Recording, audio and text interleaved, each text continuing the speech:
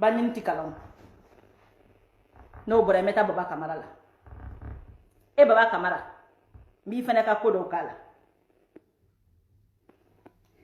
ikoko anti doro do fani ni banin ko baba kamara meni fana taw kala menale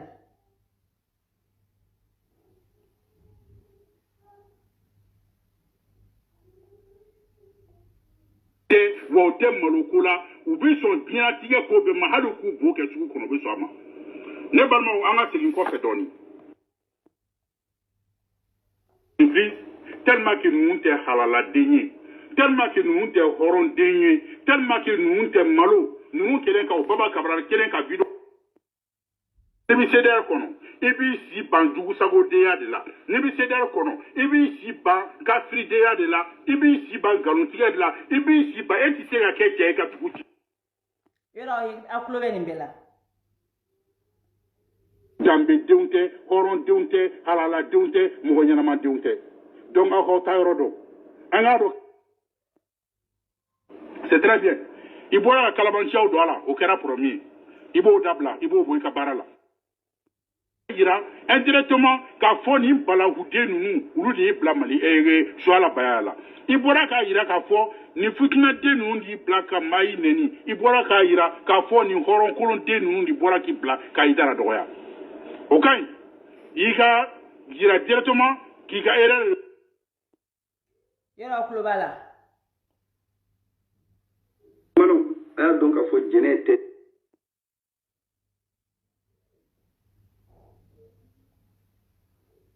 ala mede deunte wo te malukula ubi son bien tige ko be mahalu ku bo ke su kono be so ama ne balma anga segin ko fetoni angala metu Nibi seder kono ibi si ban jugu sago deya de la nibi seder kono ibi si ban gafri deya de la ibi si ban galontiya de la ibi si ban eti se ga keke ka tukuti ira indirectement ka foni bala hude nunu ulu de bla mali swala bayala ibora ka ira ka fo ni futina de nunu di bla ka mai neni ibora ka ira ka fo ni horon kulon de nunu di bora ki bla ka idara doya okay iga Cabral est prêt. Kabara pour que Kasséder Koba. Na ira bella jelena. Moi aussi ma wili Séder ko kelela. Aussi kana hésiter. Moi mon Séder ko na bu fe kana do jikala. Na bu fe kana hal na ma do jikala. An enterre di nyoma pour Kasséder Koba. Kabara tata dogo. Moi je suis clair.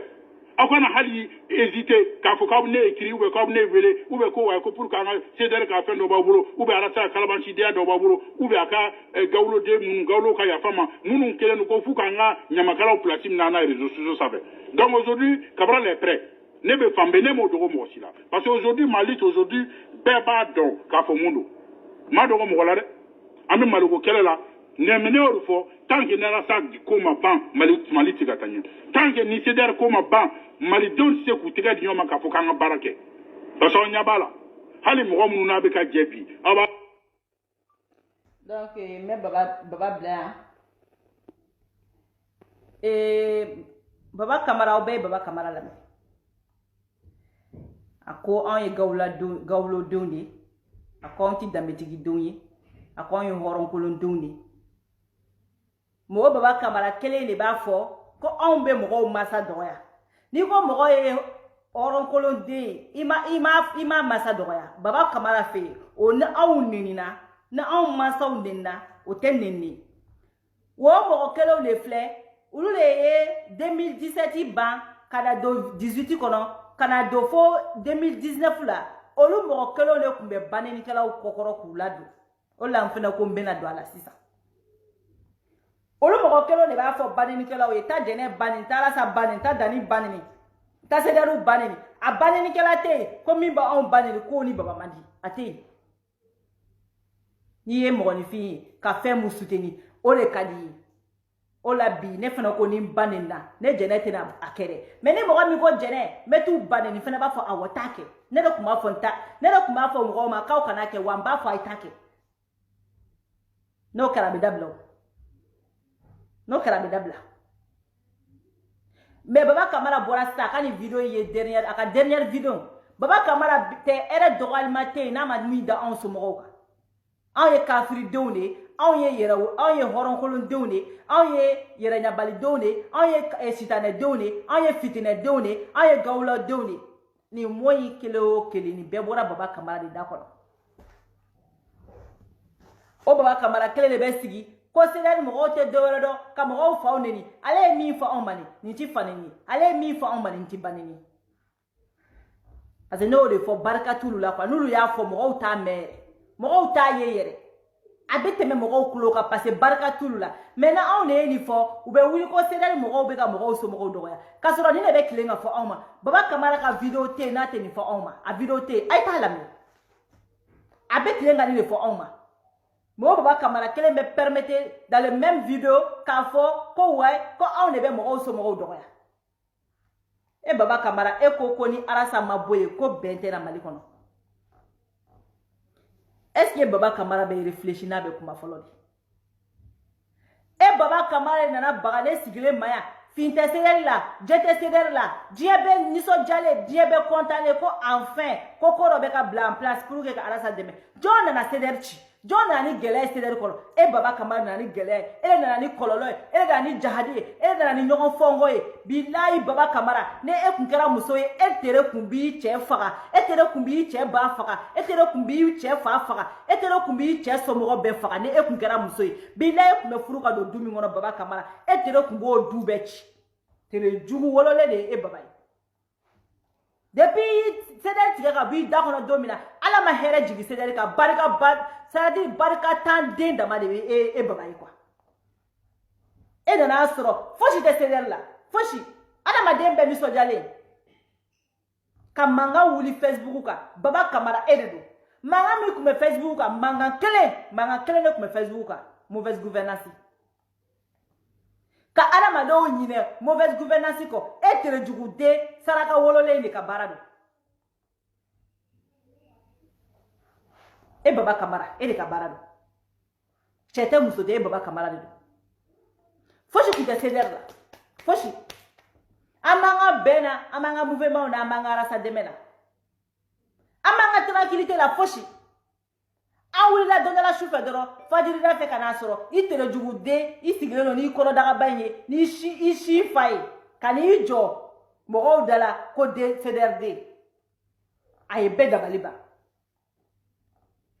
bego ko no ko aish ko ni farafarali e na bengo kuma fo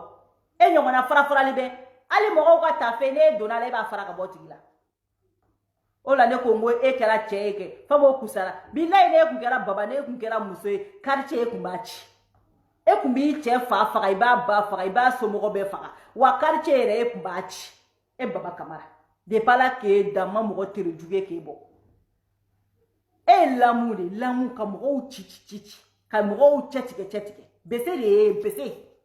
e Baba Kamara e beseri billahi e beseri ola ala e do ke che nala kunye ke muso e kwa akume malichi bela jele kumene jele no fe kan dem be fe tere jugude mo langolo ina Facebook an be ya goye bolo me e chesiri jela ta ka chesiri e ma molo bi kara sakele e ko konte horonde eni ne mo me horon ko le beta do eni on mo e horon ko le beta do awre ya ka volunteer kata arasa delika sujudi biaye ko arasa ala kamantoy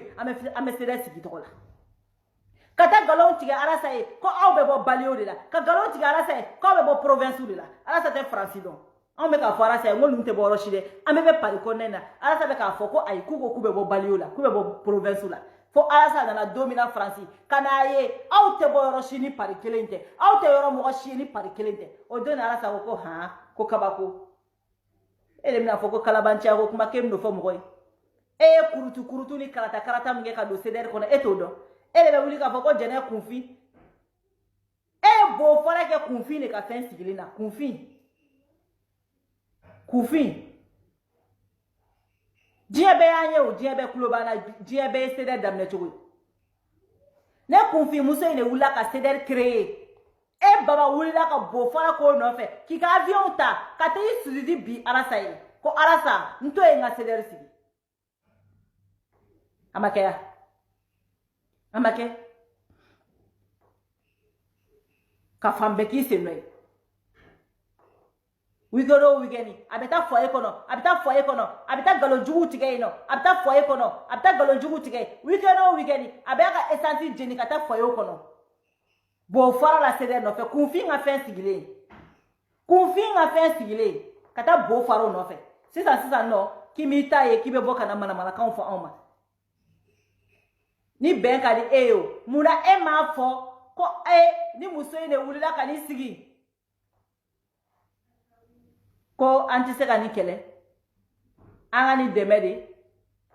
anna me voti de ke aka bonye moya la anna me voti de ke uve anna ba ida la ka fo aka akicho anga nye moya amfene ka doke ko ida mola oke a ngena na kare mane kana ke ebe desigi ki chongone ka cheyaka ebe ka baga dani muma baba kamara de dani cree ka do dani ka do kele kono dani ko sigilo na bambela je YouTube de ka. Mais à cause de toi, Dani Koko ni tese ka jado ela. Parce que ne muso de, nini kunye chedo, iye mi ke ikutake, baba kamara, nyogona bingali kelate. Jana bine sigilen kaya, mami mabo. Koko ala ka barika do ela. Bise ka barika, kumese ka tosere kono ayi baba. No de fo, ngofo ni ala kuye fly. Ne yi dangade. Wa yi te fosi so sedere kono ni toko chiete. Ite fosi so sedere kono ni manguyate. Ole manguya kuru fli iko katani. Wabi shige imaka kitara sa kele dabla ko foka jinya wula ni ya dabla ala ki faka ni arasa kele dabla domina baba ala ki faka odo ali shu ali dondola jahannama kono parce que teta roshini jahannama te ali dondola jahannama kono parce que fanton tono baga de fanton jeli mi baga eodi way baba ebe mi ni ala bolo billahi ala ta no yi ne de be ka fi ala ta no yi yere faka parce que kafiri ele na bine kaya nyenga seder kre kanga shinyana oke kanga fonge kanga fen kre ka seder ke fly baba kamarate ka seder ke fly nga sola jona baba kamarate ele na bengo kuma fo mogowe ko ni arasa be jien kono ko mogo ti be na on bene sola ka on fara amaka jien be nyana mogo molo bali street gale ta chiene marabatige kebi ni jo kebe kuma ne nyakoro nene kuma dom na mafia na mwete papa ka so nko ina ni torote ita kono ni ya ibi so ka ni jo ke la jabara ele nana kana seder dekre ya ne ebe befe kuma seder dekre ne ebe befe ebna bengo kuma de fo mo do yana ko arasa be mali kono ko mali ko jeunesse tebe nana awa seder bene soro ambebe ka boda kele fe ka do da kele fe baba kama nana aw séparé ka aw ke mo fly ki chesiri ibita foye kono foye mo ba fie ko utita re koni kana yi jo ki beti sotu beke fui ki beti sotu ni mo la fula ku ka boneta la ku ka do outala seder deux jo seder de kri ne be mo kuma seder de kri ne be mo kuma seder de kri ko ala sa te bien fait ene ala sa jonte bien fait donc aka ta chiena na ka marabatiga aka kumbo mokoka mokoshi te do galungo na yanno mokoshi wali shin so ma wale dabe mokoka villa bi joko ebe mu maliko kella ebe mu maliko kelela ebe mu ne maliko kelela mo mu ngo ko te fanga sa nyalo le be ko kes no lu tita maliko yo lu ka mali arasa de yo lu ka mali arasa de ye. Donc mes vidéos blanc non vidéo jana tra 1 minute 1h06 la mes vidéo joya munu okute arasa fere uluka mali arasa di donc ulu le beka maliko ulu le beka maliko keleke ko wa foka dien wala ote no yemuna parce que aka mali arasa di ote maliko lawo ayu do yin ngasa uta do le mi nga passe maliko no arasa beka fon fe ko bole kalama ça dit quoi ulu be mali do à travers des rasadi ni arasa te malite uluka mali arasa de donc ala ka o de mo la no munu ngo ko mali ali sini so ko arasa be baram na lubo valeur do wa lu ba do ka fo mi be mi mi ako arasa nenke beti ok mawo be kelebla arasa te kelebla ok ma muno subaga ya do wa buye kumbe ka arasa ibeka kela buye ya bla te fo mo buye ya bla kumina to kun fo na fo Digo ya bla kumila to fo.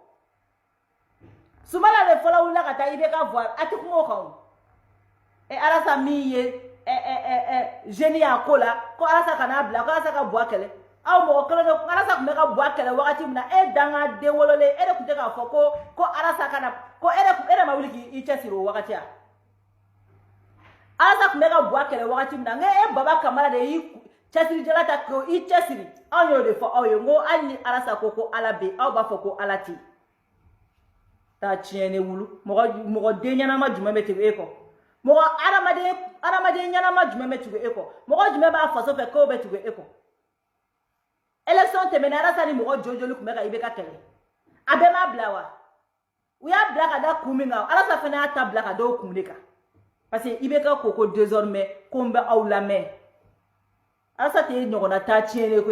arasa ko faso ete arasa ka malio aw fe be ka arasa kele arasa be ka o le déranger sinon o te arasa déranger arasa papa ça da aw balo de no salé arasa be ta do la preuve arasa ka vidéo era ta ere ate commentaire ya fe o ta fe arasa mo tala ba ka kuma fa betebe arasa ba ka vidéo ka betebe ba ka page fermée o ya temele ka ta dossier wala donc du suka si ba aw de fakai ta tia ya ba aw de fakai arasa ka papa ka te efe fosh de parasa e borara sa ko fo bi ele be bo fara la rasa ko la rasa de klekele de la ka kuma fa wa a klekele de la ka kuma wa e be boya ki jo mo ofla te tugo e baba ko mo ofla aw nana saraka denya la ko be wadi ko le côté Abdou Ndangi aya aw shibe ka bo fara ko mali aw betay me joli bora kalo kere 30 000 euros c'est sympathisé à Bokada 30 000 euros malien donga wadi betawro ma do donga wadi betawro ma lu bo tawro do sa barika tigi donga wari ta lu bo dosa luka wari ta chene akola faso chila o ka yoro lu tija yo be ba do ka fo ke faso chila de munu te arasa fe ko parce que arasa tagama togo ka kuma togo ko ala isanga kala o hasidi de munu be no nulu be no fe o de ta sno malien de nyana ma be no fe malien de munu ko mali lu be no fe malien de munu ko ka senga bo mali ko lu be no fe fare bulla kulube tuge e saraka wuli ngo beta do ka foke mo ta tiene marabatige e baba kamara jome tuge eko ni sigi ko jega ko mo kana ka fena e ra ko sadire ko de baba nyana kale ka ta tiene re nyona be mo ko kwa ni na mara sigi le kwa ko mo ka do jega kwa jega kono ko jega e muere ko mo ka tuge eko e bora ki jeno ka sori e wele ka femeke anya nga kongere ke ano yoro di kele sur place e semeni sabake ka femu nyini billahi sali kono an yo so sali kono e tara jol diablu nyangma million kelengele million fla ay million fla le fara nyonga dia be aw ka jekulu be fara le nyonga million fla aw yo de so dani kele ani jene kele antara sigi dom na sali kono ay mi so million joli kalo kele 30 000 et quelques euros kalo kele an yo de so ona e kele ngo do meta faso jo kenede ka jo metega faso ba jo me wili ka ta tungala ka barake ka todi e danga to kunaima nyeni era yini nga kwa nyana kale be kelele la kwa kale ebe ka arasa kele era ka kelele ko arasa jo meta ka wari do e danga to nga kola ko e ka kelele ko arasa mogo be ka wari do de maliko lebe ka ta ko mogo ka wari do e ka kelela ko e ka kelele muyi e yini ngara ko ay ko arasa de ne ka kelele e ta tiene yana ko mogo bere arasa jugu e ka jugu e aye ala ya ngani Afrika o ke sita na mogo ya yana ko ta chibe mogo ko me video jo yamba me na o bola ne kabatugu iba ni ka gulo jugu mi ta tiena galontigala ti nya dinga bogo ito bofolo iko ko ne beta bilai ibani ala ye malukunu e nya dinga nogo mi bi nya kono to sama ka bofolo shu kole nya bobe nya kono eni ala che shu kole nya bobe nya kono wale ala kuma nya bobe nya kono foka sadi ni ma bone ko ibani ala bi maludi ima ala yi malu chogo mina wa obebeti ala bo be malu ne jene kilini ta chieni ti nya dinga bogo bofolo ika so ka ni sikibe do fo